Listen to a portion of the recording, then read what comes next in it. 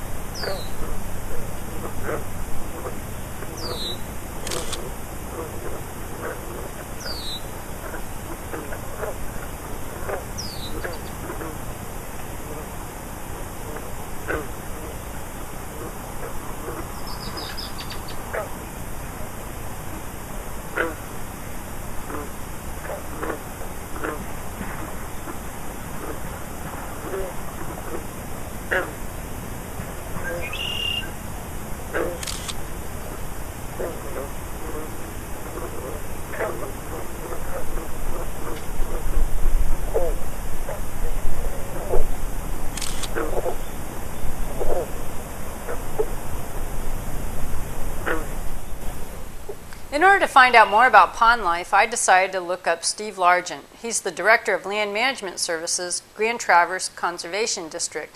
He's been working on the Boardman River about 22 years. I found him hard at work out near Kids Creek in the field. What's the difference between the two? Well, a retention pond retains water for a period of time before it is allowed to soak into the ground as groundwater.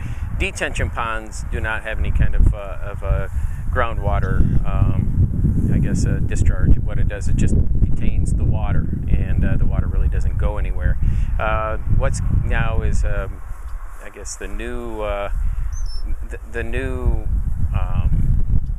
best management practice are called bioretention ponds, and where you actually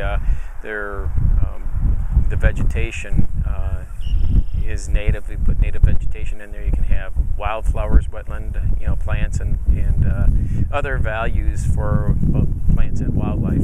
So the more diversity of plants you have, the more diversity of wildlife you'll have. So it serves as more than just a pond. It's also an area for wildlife.